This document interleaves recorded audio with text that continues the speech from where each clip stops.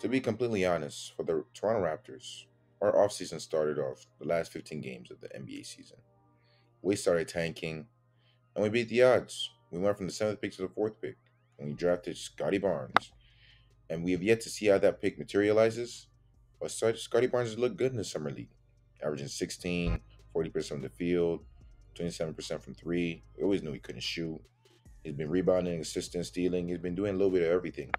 And he's been like a Swiss Army knife. And with Malachi Flynn there, he's also been playing good. It's been looking good. And I'm very happy with our pick. And that was just technically that was the start of our offseason.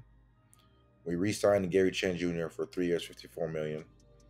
And a lot of there's been speculation about, oh, why did we do this when Norman Powell got the same contract for 5 years? But I just think that Gary Trent fits our timeline. Norman Powell, he's getting older, he's in his prime. I think him with CJ Damian Lillard, although it might not get them a championship, I think that's a good spot for him. I think right now with our core group, I think Gary Trent's a good person for the future. We then did a sign and trade with Kyle Lowry, the GOAT, greatest drafter of all time, and he went to the Heat, and he'll be making 3 years, $90 million. And I'm gonna be honest, I like it for him. That's another team I'm gonna be room for because Miami Heat with him, Victor Oladipo, Jimmy Butler, it just look like a great cast, and I'd love to see them play with Bam and as well. And we got back Dragic and Achua, and I must admit, Achua has been looking really nice in summer league. He's been putting the moves down. He reminds me of Montrezl Hero, but like not as bustly. Like he's not just in the paint, just bumping people. He's more silkier, and he's been good. First step is crazy from the pick and roll. His little 1-2 to the dunk is explosive as hell. I really like what I'm seeing. Dragic, we still don't know what's gonna happen with him. With what he said about, oh, this is not gonna be the team for me. We're probably gonna trade him in with a package later on, and like near the trade deadline. And I think that the way it's looking like Achua can play like a small five with OG, and I think that'd be a crazy lineup because that lineup last year looked amazing. And speaking of our lineup, Ken Burch signed for 3 years, 20 million, and I thought that was a steal. The way he played defense, similar to Scotty Barnes, great help defender. His playmaking is amazing. This guy would throw the ball in midair and find the open guys in the corner. It's a great center tab. He has a great touch. He has a little pick and roll, but he has a little floater. That's so amazing. When I watch him play, he just brought a smile to my face. Because of course, our problem, the first half of the season, we had no big men. We had no big men. We tried Alex Len, we tried Aaron Baines. Aaron Baines played off for us. Kim Birch came in, immediate impact. And his stats for the 19, 20 games he played for Toronto shows. In like around 30 minutes, he was getting that type of numbers. And I'm gonna be honest, I was a really happy camper knowing that Ken Birch was gonna re-sign with the Raptors. Montreal guy, and that's someone that I can see us building on with, honestly. Even if he's a backup center, he's still gonna be a great piece for the Raptors in the future. The way Malachi Flynn's been playing amazing in the summer league, he's been averaging around like he's been putting up sometimes 20 points, and he's been looking nice. He's been looking silky. He's looking more confident. Watanabe's showing some flashes in the Olympics. We still kept Stanley, which I was kind of weirded out because we released DeAndre Bembry, and I thought he would be a great piece for us and Paul Watson. But I thought we were going to keep those guys, but we released them. But with Achua making strides, with Chris Boucher still there, who was a six-man of the year candidate. Goran Dragic, of course, we still have him, so he could be our bench player. So our bench is looking nice.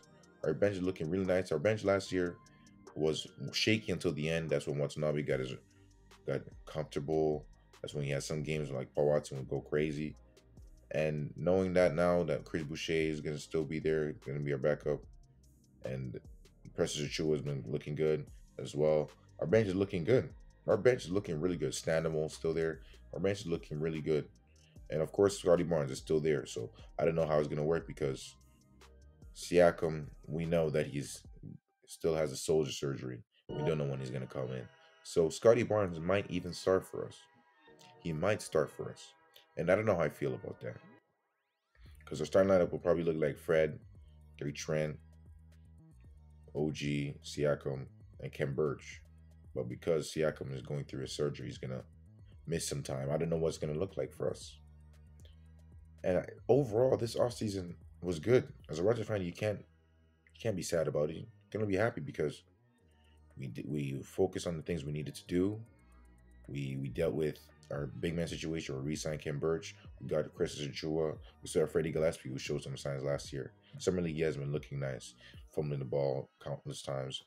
But from the season we had before, he's a great sound defender. He can guard the big guys that maybe Ken Birch couldn't.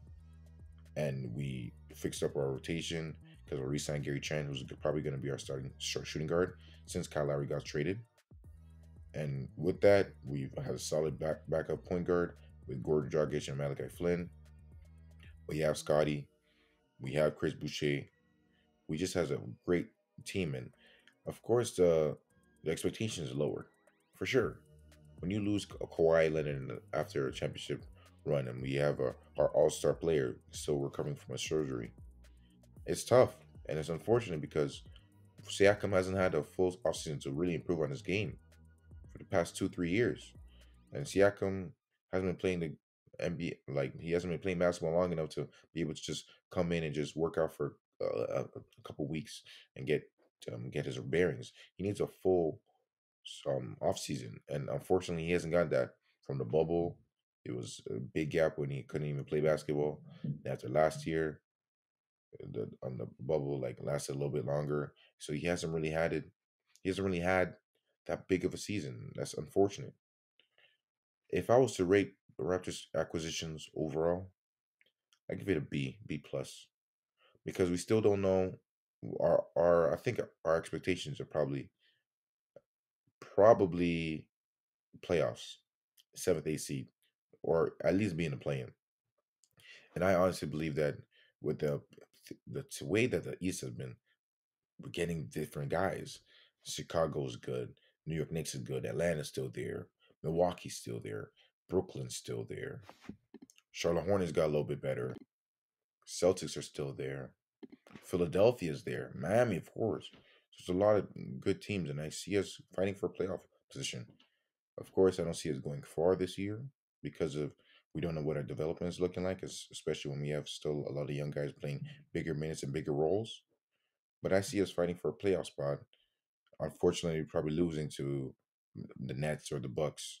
And if we lose to the next first round, I could just see the cycle continuing. You know, we trade, we have Siakam there, and we lose to the Nets, and after next year we probably lose to the Wizards. Actually, I doubt that, but just a cycle of the process again. Because the Raptors, I don't think we can keep that dynasty. We just need to pick our spots, and I feel like the next 7 years is going to be good basketball. Maybe not elite, but good basketball. If you like the video, share with your friends. Raptors Hub. We come with Raptors content, and peace.